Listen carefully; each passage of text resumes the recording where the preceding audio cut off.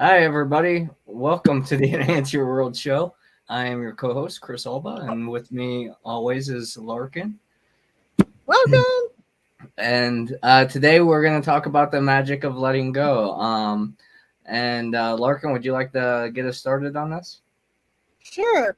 Well, I'm on a roll, guys, with this today because we had Susie and I on Angels in Action yesterday. We had people asking about how to let go.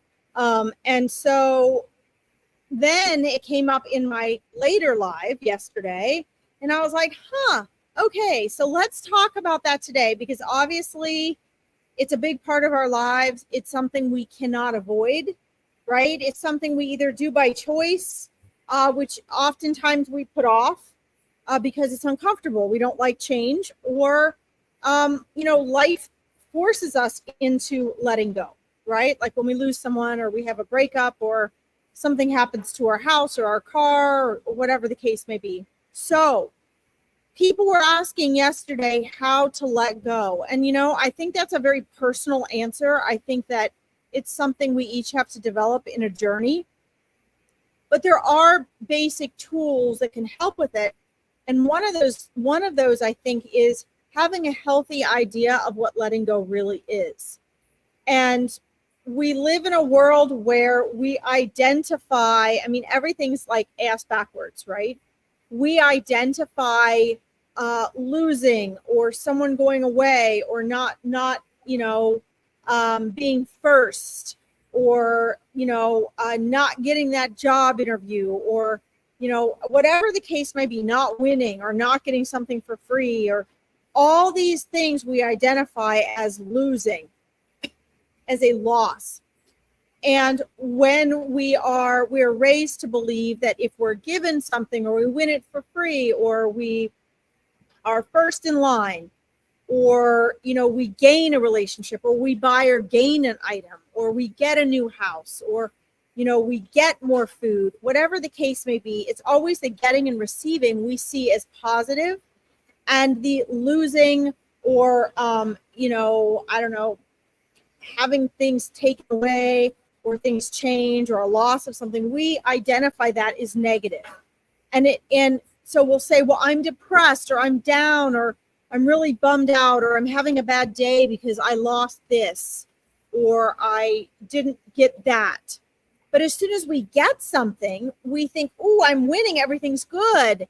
And then you might say to somebody, why do you seem so happy today? And they'll say, well, because I won this, because I got such and such. So I ask you to think for a moment, where is it that we identify gaining and receiving, or winning, as better? Now you're going to go, well, duh, Larkin, as better than loss, or losing something, or getting rid of something, or saying no to something. Okay, because this is a huge part of our lives, and what we allow to determine our mood, our attitude, if we forgive or not. All right. And really what we need to do, that a lot of very more conscientious cultures, and even just ways of living, like Buddhism, for example, or, the Native American cultures, there's so many throughout history, that saw this all as one big picture, right? Like the yin and yang. When you begin to see and recognize through life experience that every time you win, or you buy something, or you're given something, or you gain something, there's always the opposite energy. The whole point of living in a world of contrast, as Abraham Hicks talks about it, is that there's always two sides to the coin. So whenever you get something that you want, there's also the opposite energy. If someone gives you something, let's say I give you a free reading, there's always the energy exchange. So if you're not paying for that reading, where is that coming from?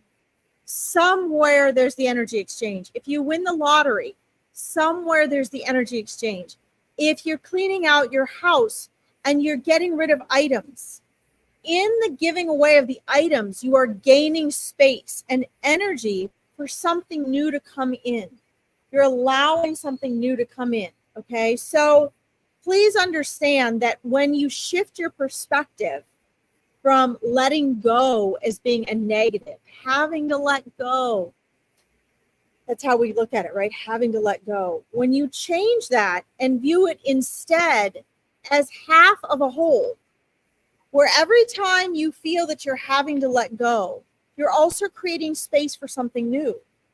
You cannot ever let go of something or lose something without something else coming and taking its place. That's just how life is. It's a law of living, and there's nothing we can do about it. So if we're talking about intentionally letting go, that's always a wiser choice than waiting until life forces us. And I can't tell you how many times I've had that life experience. I'm not going to share it right now because I don't want to go on too long here. I want to give Chris a chance to do an intro too. But we will get into our stories and examples about that today. But I think keep in mind as we move forward, whether you're watching us live or on the rebroadcast, that letting go is a powerful tool. And when you wait and you avoid it and you wait for life to throw it on you, it will always cause struggle and suffering, and it will always be more difficult. But when you know it is your choice and you have that intention and you understand that it's the other half of the things that you're wanting to create, change, and manifest, then it takes on a new meaning, but it takes time to teach yourself that new meaning. Chris, over to you. All right. I think your intro and what you shared was perfect. As you're sharing that, I can think of,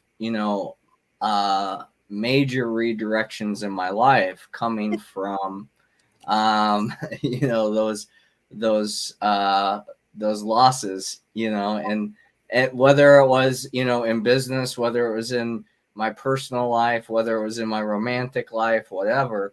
And yeah, I mean, I even have a friend right now that's going through a divorce, and we were talking about it, and she said, the hard part for me is he chose. I thought we were working on this thing. I thought we were trying to work and work on our marriage, and we were putting the energy in, and everything was getting better than it was. And, so this just pulled the rug out from underneath of me, because there wasn't a discussion. There wasn't any communication around it. And I think that because, in previous podcasts, I've even talked about, you don't want to give in, you don't want to give up.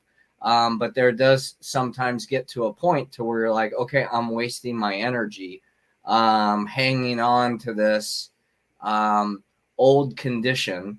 And if I let go of the emotional attachment to it, or the thought of how it's supposed to be, that's not currently here, then there's an opportunity for things to realign. People come and go out of our lives, and it's been my experience that when we can let someone go, harmoniously and in love, the chances of you being able to reconnect later in life are greater than if you continue to grasp and fight for something that someone else isn't willing to fight for. So, from my perspective anyway, there's definitely, a time to stand, because, the one fear that I have with everyone saying detachment, let go, and, if it's difficult, let go, is people are going to start using that as a way to spiritual bypass challenge and accountability, and a level of responsibility for the parts that they're playing in the situation, especially when it comes down to human relationships. One of the personal stories that I have shared throughout the years, that made a big impact in my life was I was a drug addict. I was involved in the adult industry. I promoted nightclubs, drank, partied, made a lot of money, had a lot of fun, and I thought I had arrived because, I was hanging out with the people that most people would just, they spend $100 to just be able to shake their hand. These were my friends, and these are who I was spending my time with.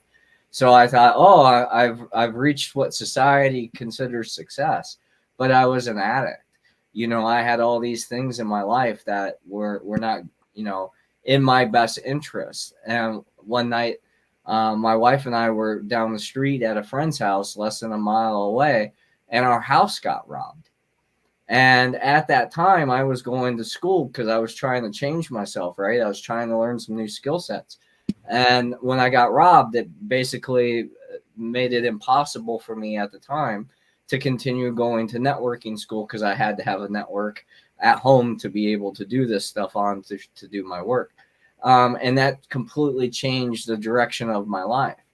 And I remember sitting in the cop car, and you know, the only two things that weren't really stolen of any value was my camera and a pistol. And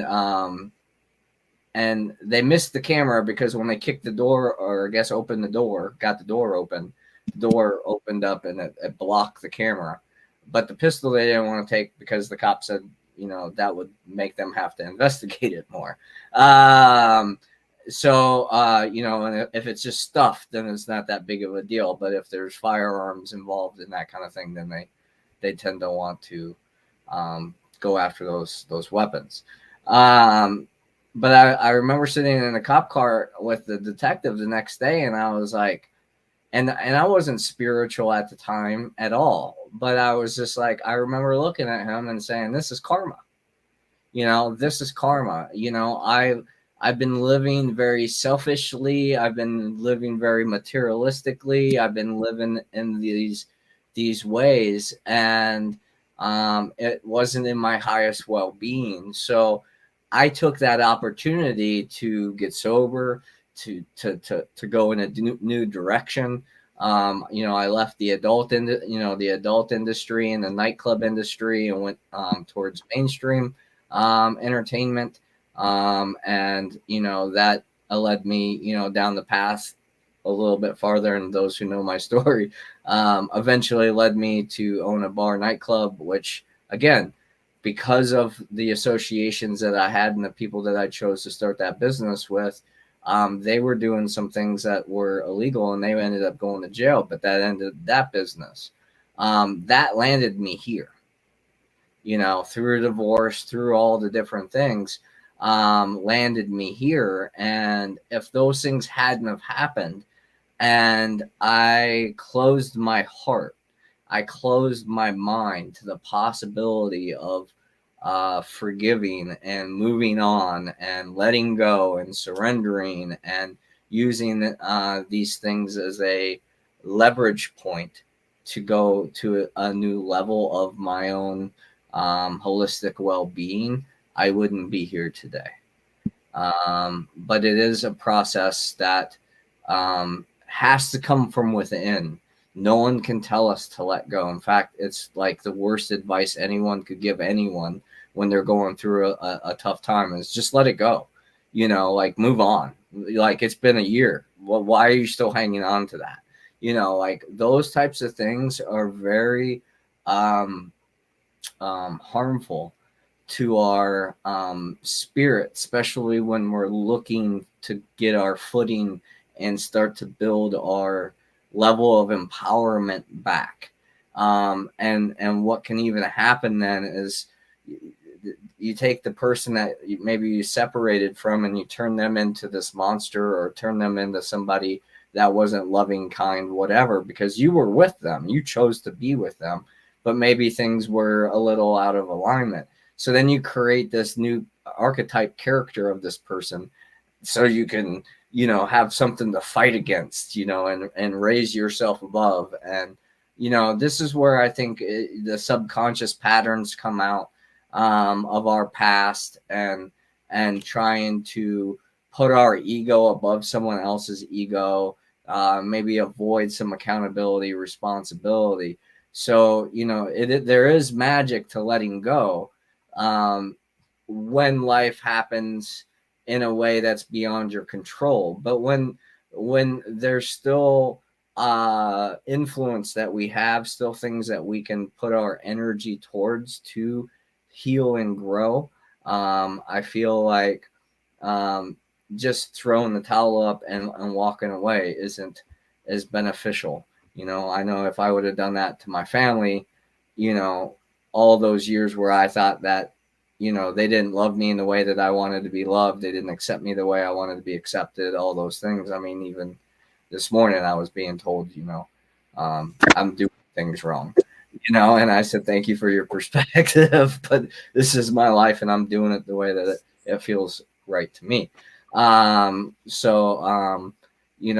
But that again is another example of letting go of someone having power over me or trying to live up to someone else's expectation, and learning to really stay in what's in my heart, and what it keeps me moving towards, my highest path in relation and service to everything beyond it.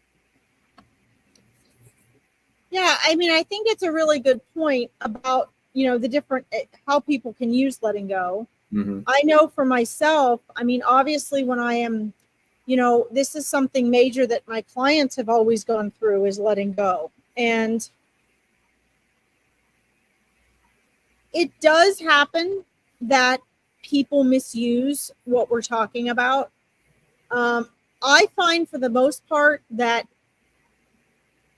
often people don't get that far. And then if they misuse it, it's prior to them even doing the letting go that they need to. And I think that's something that we should define a little more, since you brought that up, Chris. Mm-hmm. I think obviously Chris and I are not saying, use it as an excuse to not be accountable. We're not saying that. We're not saying, force a letting go just because you don't want to deal with something. We're not saying any of that. For me personally, I'm referring to letting go in really more healthy ways that are about creating space. Mm-hmm. And always, there is that risk, of course, for some people of using it to not take responsibility. But I have found that people mostly, if they misuse letting go, they're also not really letting go of the right things. Right. They're if they're throwing the towel up and saying, well, that's fine, I'm just going to let go of, our friendship or our relationship because you're not doing things my way. It's not worth doing it the way I want, so I'm letting go. First of all, I would say, fine, you know what? Let them do that, because maybe that then isn't a right match for the person that they're leaving. Maybe right. that gives the person they're leaving a better opportunity. So good riddance. Let them go. Right. If it was something that I was coaching, what I find is that we have a tendency to, if we do that, if we misuse letting go and use it as an excuse not to be responsible or not to do what we should be doing, I find that there are usually other things lacking that we have not yet let go of. Perhaps it is maybe we're throwing the towel in and we're not letting go, or we're letting go when really we should be working through something with someone because we haven't let go of something in the past, or right. because we haven't let go of a fear we have, or because we're unwilling to let go of a habit. Mm-hmm. Oftentimes I've seen, working with a lot of people that are dealing with death and people who have crossed over and things like that, I find a lot of times people have trouble letting go of a loved one that have crossed over, or an animal that's crossed over, or an old relationship. However, they're unwilling to let go of what they need to heal. They're unwilling to let go of their identity that they had with that person that is now gone.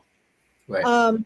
So, guys, there's so many different levels of this. And I always advise journaling and getting clear about this for yourself, because all of us have to have an element of letting go.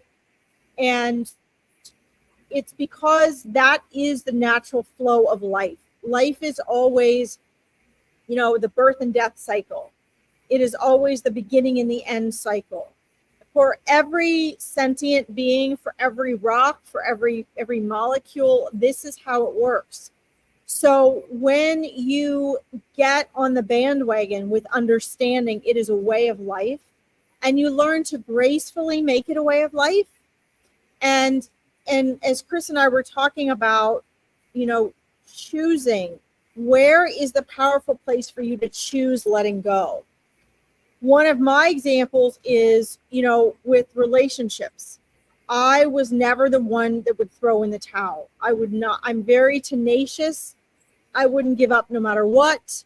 I always was optimistic and hopeful, and there were several times I had to go through this hard lesson of learning that, in a couple of the cases, had I just let go and walked away, that person would have followed me and our relationship would have had a different dynamic.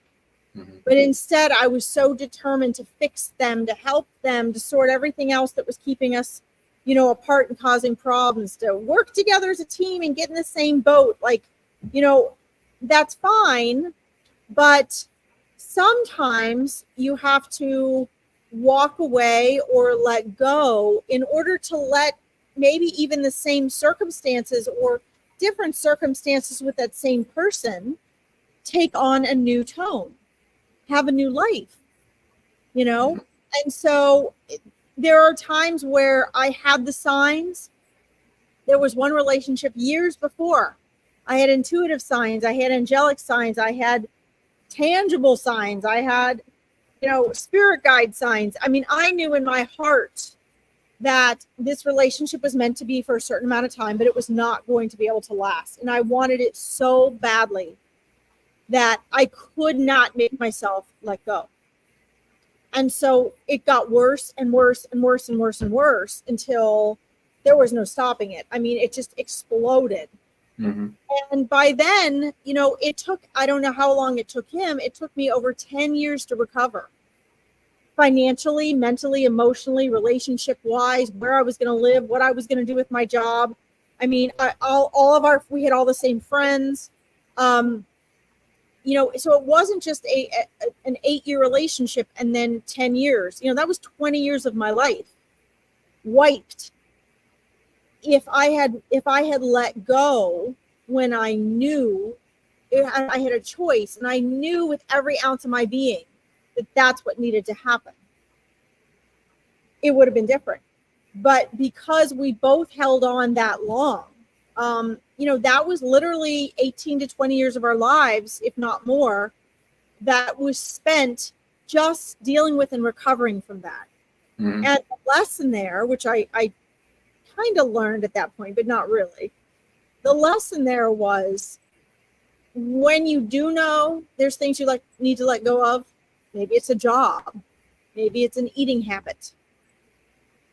When you do know, make the choice intentionally, or you'll drag out the time. And then when life forces it on you, it's a lot more painful. It causes a lot more struggle and suffering.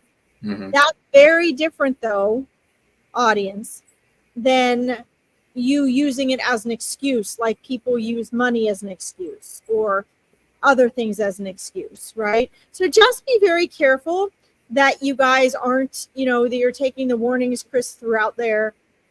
Make sure you're really doing it authentically and you're listening to your intuition, and it's not just an escape for something else. I think for most of you, it probably isn't. In those circumstances, I don't even know that I'd call it letting go. I think I would just call it avoiding responsibility. But be careful of that line. Right. Important. Yeah. Well, and it's been in my experience. I mean, even in my 22-year marriage, to know when it is time to let go of a relationship, both people know it.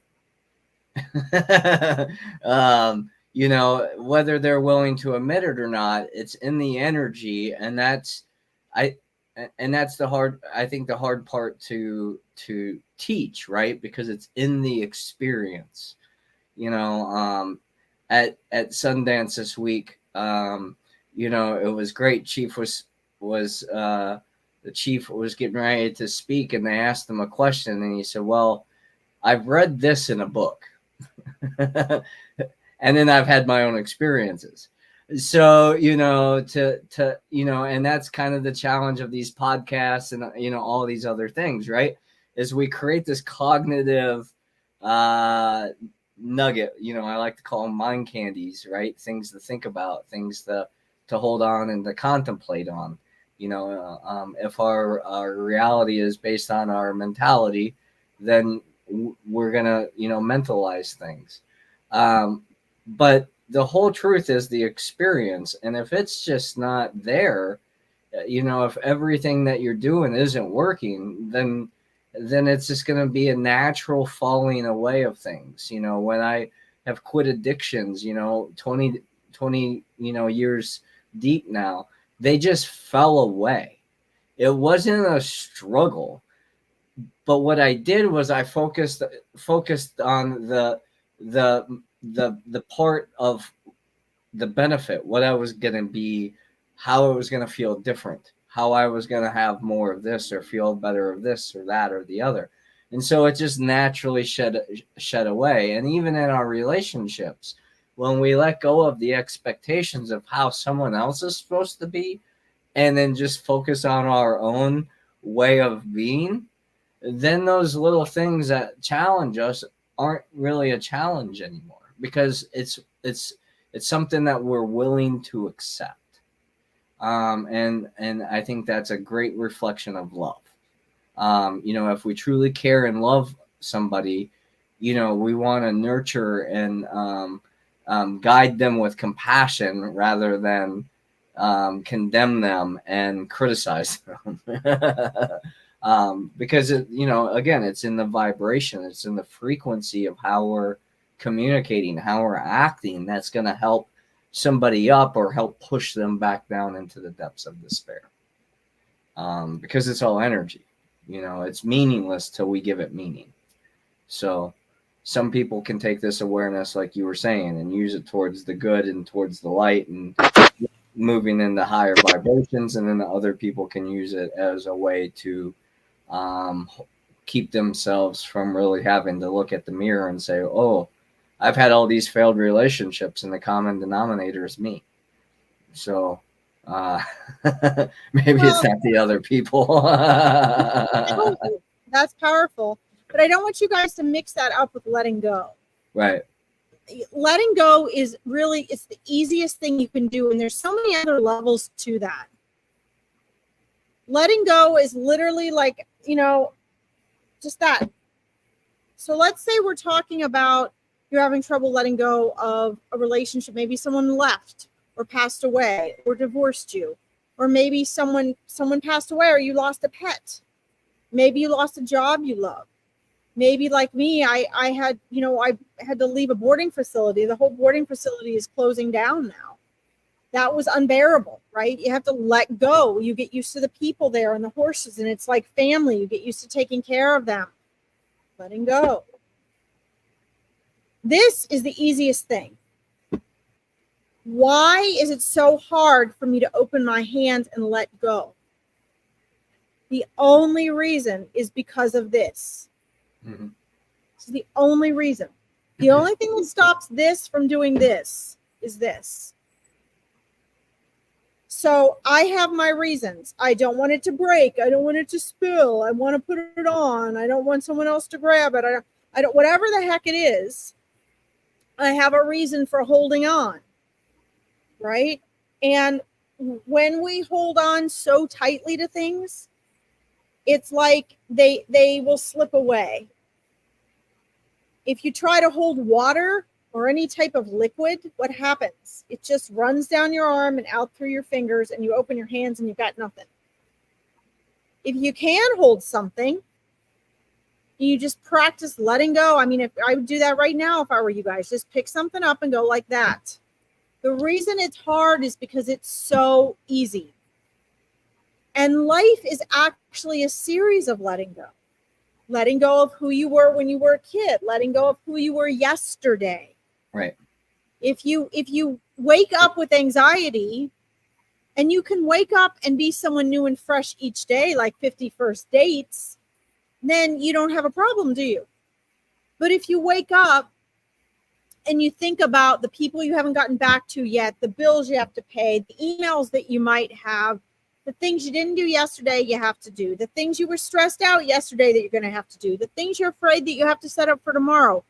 Where are you? You're outside of the present.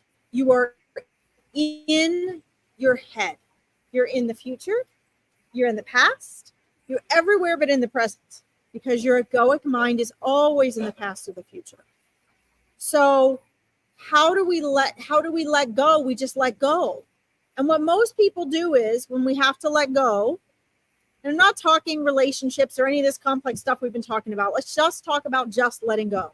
You lost somebody, you lost something, or you have to choose to move. Whatever it is, let's not get caught up in the dilemma of the decision. Let's just talk about the letting go part, because that's so hard for us. It causes us so much struggling and suffering.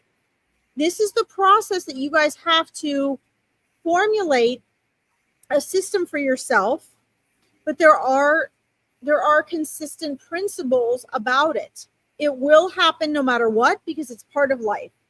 You can't avoid it. Okay. Let's say that somebody passed away and you're going to have to move out of that house. You're going to have to clean out their things. That is something where it's a forced situation, but you're also having to choose. Is it better to drag it out for the next 3 months that you're going to be living there? Or is it better to get it over with and move forward? How do you work? It's always scary before you do it, but once you do it, it's a different story. On the other side of letting go is space. Is the faith of, if it's meant to come back to you, it will. Is the opportunity to know that there's life on the other side of these things.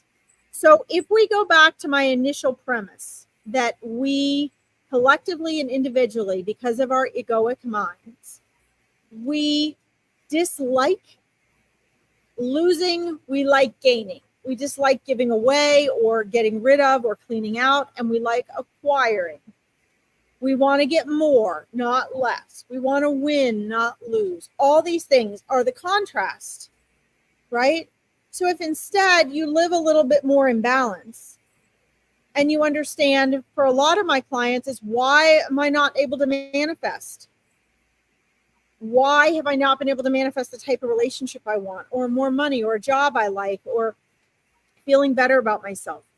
Always within that is an element of things you have not let go of. Habits, beliefs, habits and patterns, okay? Ideas that you have about yourself and other people. The things, the little habits you do each and every day, guys. And a big part of that is letting go.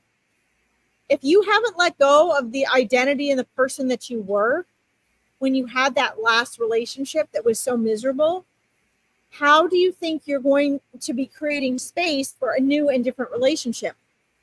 This isn't just letting go outside of you. This is letting go within you too. Mm-hmm. If you haven't let go of maybe the resentment you have towards yourself or someone else, how are you going to move on? If you haven't let go of your limiting beliefs about how stupid or smart you are and what kind of a job you have and how much money you can have, how are you going to create more abundance? Okay, so use the whole spectrum, guys, for yourself. It's your path. Use the whole spectrum and investigate these things. Where within you, in your mind, in your emotions, in your outer life, in your relationship, in your work, in your abundance, where are you not creating space? Where are you holding on to old baggage and not letting that energy go? Because everything is energy. And it starts there. And for most of us, we go on with our lives and we don't even notice the habits. And then we wake up 7, 10, 15, 20, 30 years down the road and we're like, how did I get here? Why has nothing changed? Okay. And this is one of the major reasons why, which is why I titled it The Magic of Letting Go. When you start to let go, things get lighter, they get simplified, and new things can come into your life, even if that's new things with the same job or the same person or, the same lifestyle. You have to change your habits in order for changes and transformations to happen in your life. And that was at least my premise in doing this about letting go, because I think it's something we forget to do. We're so busy gaining and grabbing and adding. But when do we simplify and clear out? When do we let go of what's unnecessary, like the crap I have in my office right now that I haven't made time to clean out so I can work in a clean, peaceful space? See, there's all a connection there. Mm-hmm. Well, and you know, even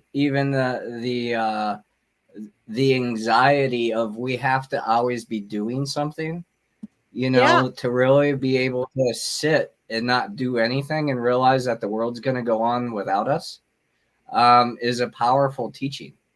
It goes on and it goes by, right? What's that? It goes on and it goes by. Life keeps going whether we're putting it on pause or not. Right. Like, you know, and the only one that maybe not living up to their whatever is us, because of the identity we have, that we deserve to be treated better, or we deserve more than what we have, or whatever. And then we're just like a toddler in the you know, supermarket. You know, and I've been that person. I know I have, and I'll fully admit it, you know. And that's the beauty of having the experience, because you can understand why people can go through that, you know, can be there, because we've been there ourselves. And the more we can say, you know what's meant to be will be. That's faith. I can't know, because if I know, then that's not faith, that's belief. And if I'm coming from a place of belief, then I'm coming from a limited perspective, than being open to the ultimate realities. And then there's just that time where it's okay, you know, it's enough, you know. And like you said earlier, we can choose consciously to shift, or we can wait for life to happen for us to make us do that. Whether that's develop a disease, whether that's a robbery, whether that's, you know, all that stuff. Now, the time that I used for that robbery, my lifestyle was what it was. The other people that got robbed in the neighborhood, they didn't live that lifestyle. They still got robbed, you know. And what was going on was there was a bunch of people in the neighborhood that were heroin addicts, so they were robbing their neighbors because they had an addiction to feed. So there was like 9 robberies in like 2 weeks or something like that. But you know, my lifestyle made it an attractive place to go. And that, you know, and I was hardly ever there, so it was an easy target. Even though I had neighbors warn me that they were making plans. At that time, I thought, well, no one's going to do that because of who I was in my past, and, you know, the reputation I had, and, you know, I was told I was protected, not to worry about it, and all that kind of stuff. It still happened. You know, and, you know, the greatest thing in my divorce was our storage unit burnt down. So there was no squabbling over stuff. It was all gone. And so, you know, you can look at it from a, you know, what am I gaining from a loss? You know, as you were saying, people don't want to, that's part of gratitude. That's part of receiving the hard lesson, is there's a treasure in here. Thank you for this difficulty, even if it's to teach me perseverance, resilience, forgiveness, patience, understanding, my personal strength, you know, those types of things, because that is what we're sharpening as individuals, and then as a collective, because people can see, you know, people can see the grace that you hold for other people, or the patience or the understanding, and they're like, I could never do that. And it's like, well, you can. It's just a choice and a practice. Just like anything else, we look at people that work 60, 70, 80 hours a week and say, there's no way I would do that. Well, when you're living your purpose and your passion, it might not feel like that, that you have to do that much. I mean, I know you probably put those amount of hours in based on your businesses and taking care of the horses and all the things you do. That's dedication, because you live a life of passion. And the only way that you were able to do that was to let go of, I don't feel like it. Yep. You're not kidding. That's the truth. Chris. Yeah. Huh? Get out of my head. That's exactly right. Yeah. Yeah. I mean, me personally, that is a killer.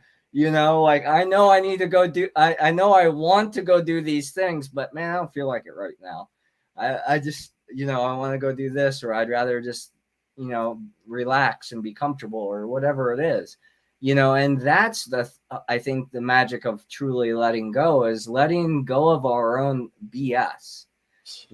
Years ago when I started the coaching industry, I used to say, it's interesting how belief system and bullshit have the same abbreviations, because they both will fertilize your dreams or your nightmares. It just depends on how you use it. And that's what we're getting at least from my perspective, is getting over yourself, letting go of that inner conflict, shame, and it comes from our subconscious thoughts. And for me, I had to learn to be able to observe my thoughts without reacting. I needed to feel my emotions without reacting. Because once I became aware of where I was, I almost immediately was able to transmute them if they weren't in the highest vibration of how I wanted to feel. Eckhart Tolle talks a lot about, presence. And it's like, you walk up to that mud puddle, are you going to cuss at the mud puddle for being there, or are you just going to step around it? That's my version of it. But, he said something a lot more eloquent, but it fell out of my ear as I started going through it, or you're going to go splash through it and be a kid, and, everybody tell you how crazy you are. Whatever, man, it's your life. What's that? You there, Larkin? Okay. You just got super surprised look on your face, so.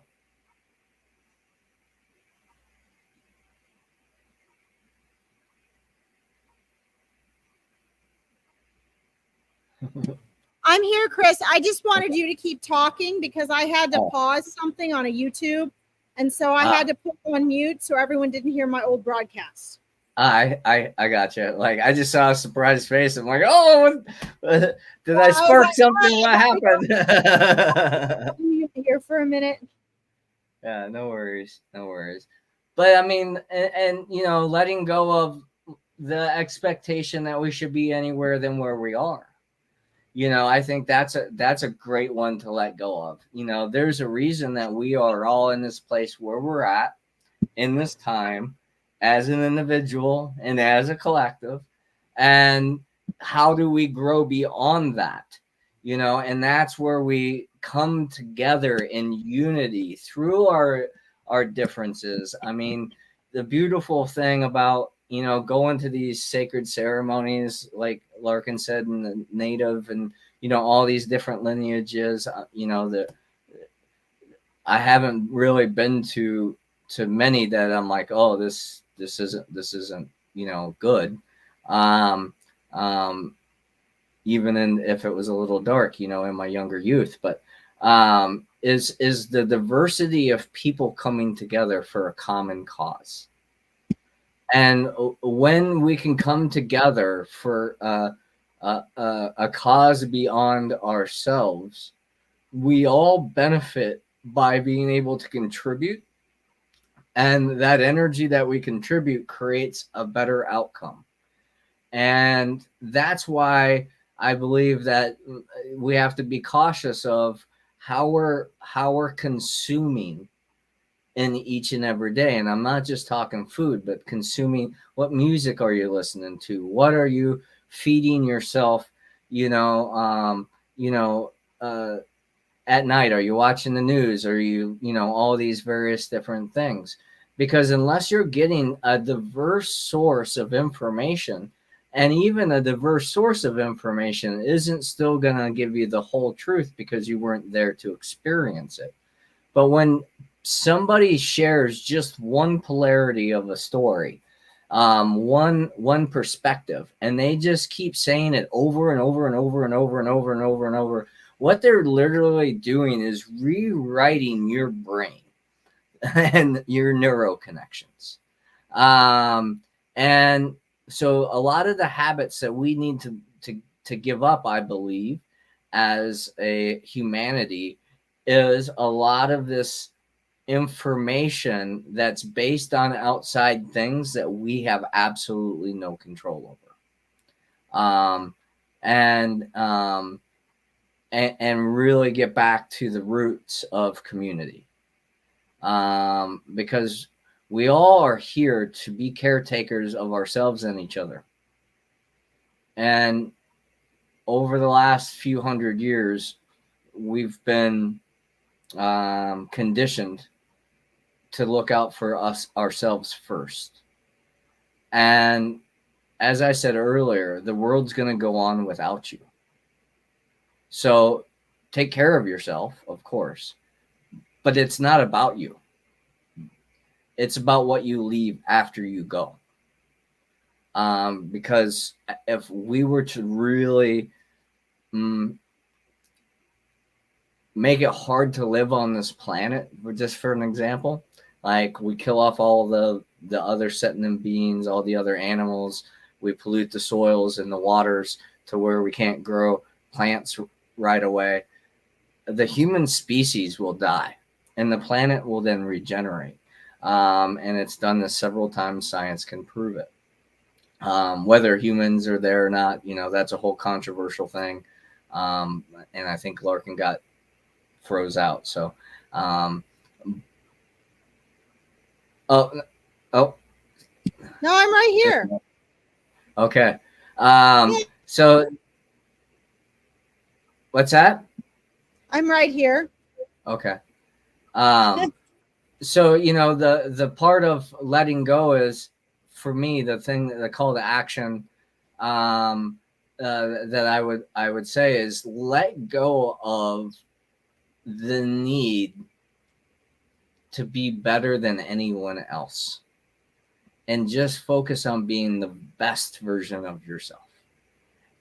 What does that mean? You have to ask yourself, because that's where the truth comes from. That's where you quit separating yourself and stop living up to the expectations.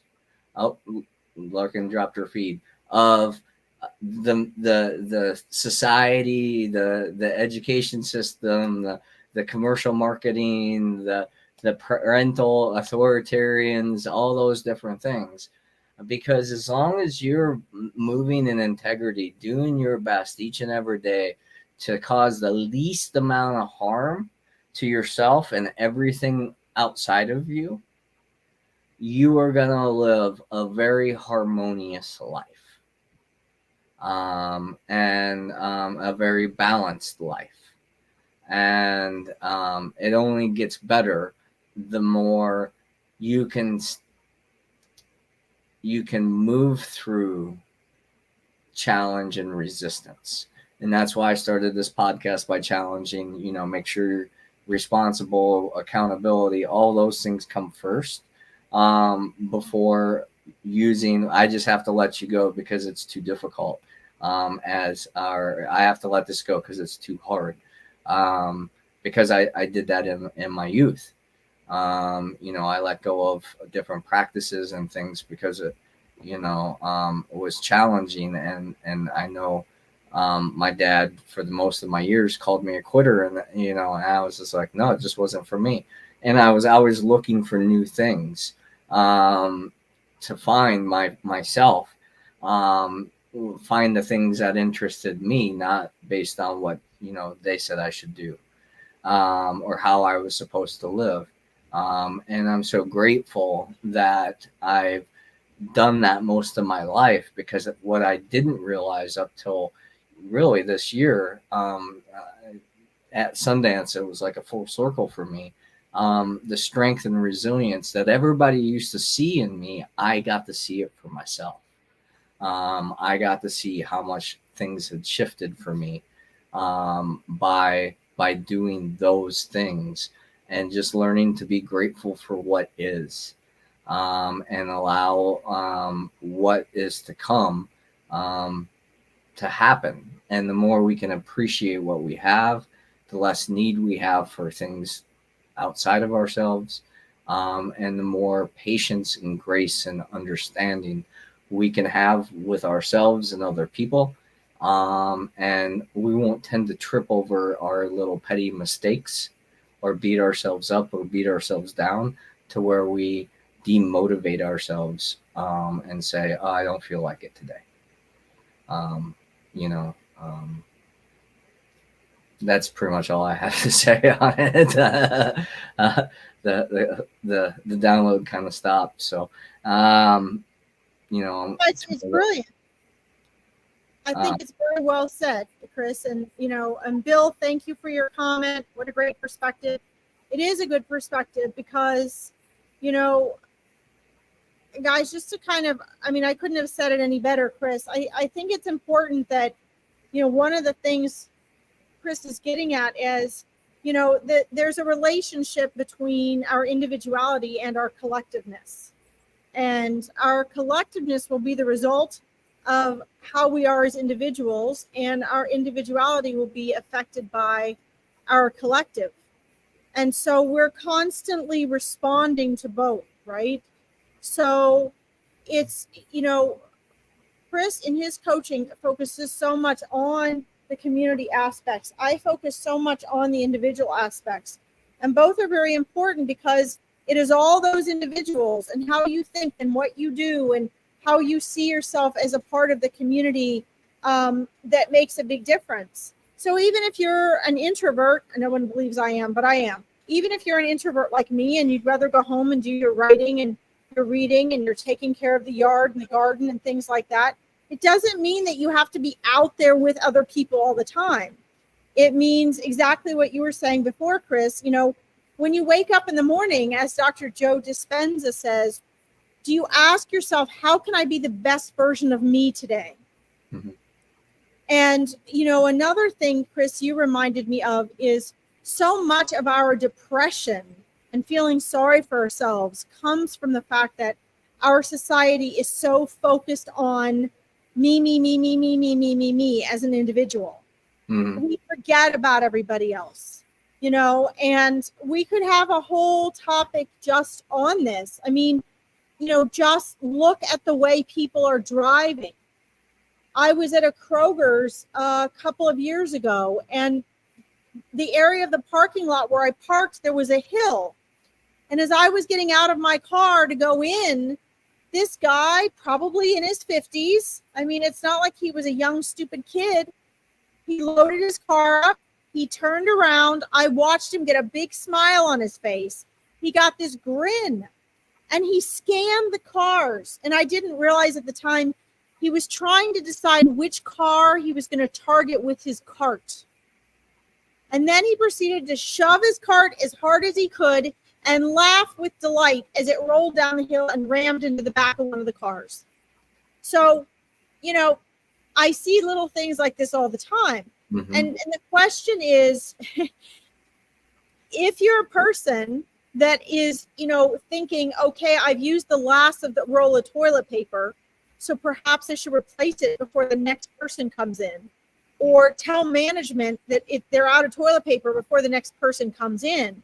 that is being both a contributing best version of yourself individual and contributing to the community. Imagine what our world would be like if we did that, if we all or most of it, even 50% of us did that. And that's something that's really kind of waned, over the past few decades. So there are aspects that we need to let go of, that we are conditioned, we are entitled to, or we deserve, or we should have. And this causes us to do dangerous things, careless things, inconsiderate things. And what we're not told in our culture and society, that many cultures are still teaching, that in Native American cultures, that was a natural way of life because they were teaching according to nature. Mm-hmm. And nature teaches this. You get what you put out. So you may not recognize it immediately, but whatever energy, thoughts, words, choices, actions you throw out there do find their way back to you. And so this is where, I invite you, as we get ready to round up today, investigate your beliefs and your perspective and your awareness of the relationship between the individual and the collective. You as an individual, you personally, and the community. What are you a taker? Are you a giver? Everybody says they're a giver. Everybody says they're a giver. Mm-hmm. Are you really? Well, and one of the silly things, you can call it silly or however you want to look at it, but I haven't known one self-made person of what you would call significance that doesn't put their shopping cart away because they're being considerate of the effect that they have on other people. When you only focus on yourself and you only have your blinders on, you're upsetting people in ways that will prevent you from moving like you want, to achieving what you want, to manifesting what you want. Because if it's like it's about me, then there's no reciprocity.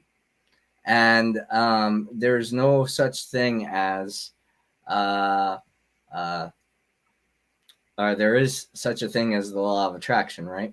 So if everyone's focused on me, what I'm getting, and not what you're giving, that's what's stopping your manifestations. In the different ways, and it shows up in different ways. It's interesting to me when I give free sessions out, energy healing sessions or things like that. How all of a sudden my book the next couple weeks will be full with paid gigs. It's because I have faith and I'm putting that energy out forwardly and then allowing it to return naturally through the consistency of my frequency. And if I'm not doing it, as I say in school, right? If you don't use it, you lose it. So, I can't remember half the things they taught me in school because I don't use hardly any of it in my everyday life. I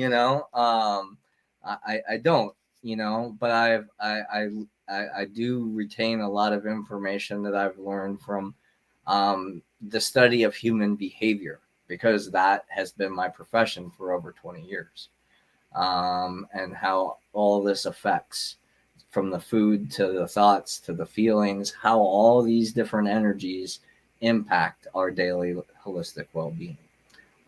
As individuals, collective, the planet, all those things.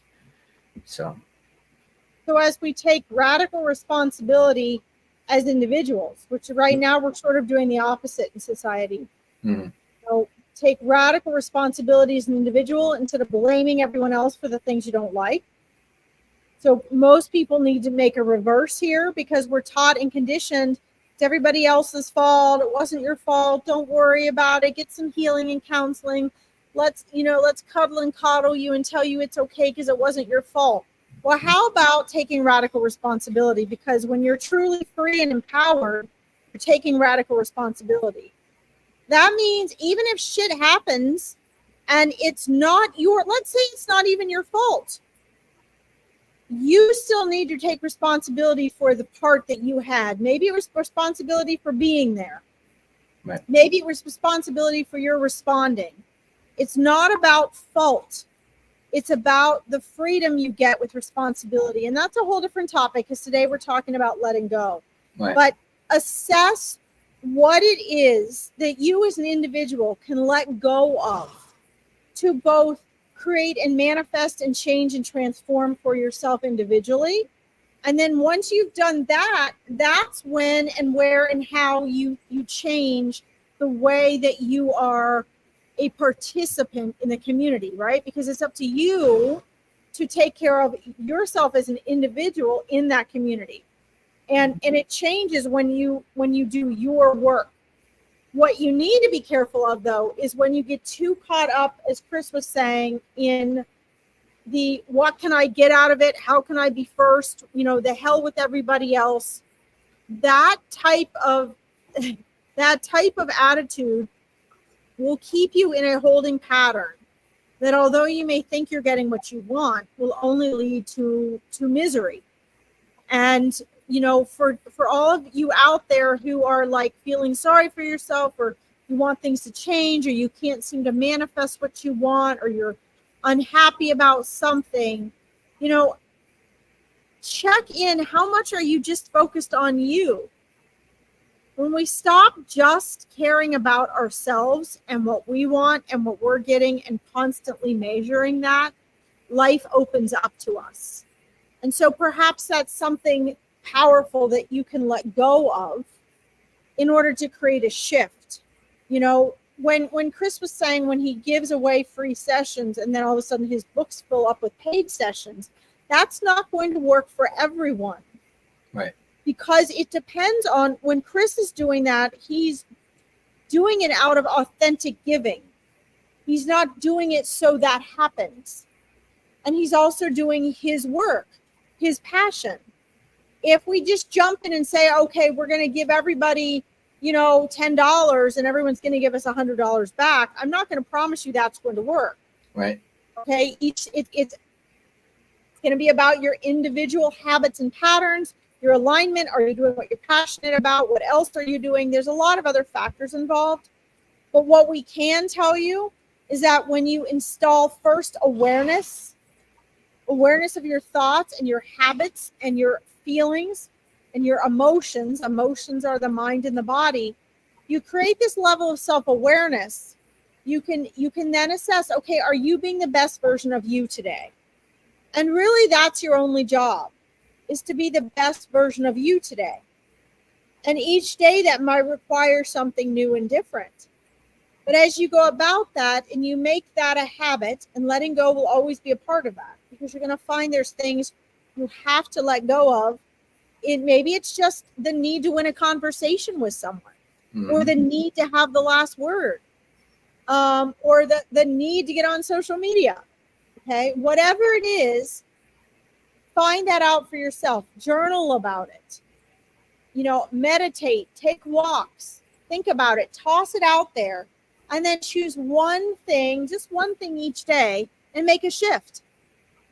And start making that a pattern and see the differences that it can make for you. So great topic, guys. It's we don't often talk about letting go, and it's a very broad topic, and you guys have to figure out where that path leads you. Mm-hmm. There's Jasper. All right. Other one's not there? Yeah. All right. Well, thanks for tuning in to the show, or the live or the rebroadcast. You can find us on the Enhance Your World show on Facebook and YouTube. Of course, yes, we all subscribe. You can find us also on our personal pages and all that as well. So appreciate your time. Thank you for everything you are, everything you do, and everything you choose to be. The world would not be the same without you. So thank you for that. And we'll see you next week on Tuesday at noon. Bill, Bye. thank you for tuning in. I want to quick mention, guys, if you have not seen the replay of the prayer sphere please find it on our pages and the YouTube page. You might find that very interesting. We have a program that we're working on, and there's a lot of goodies in that prayer sphere event that we had last week. All right. Thank you all. Thank you, Chris. Thank you, Larkin. Talk to you soon. Bye-bye. Bye.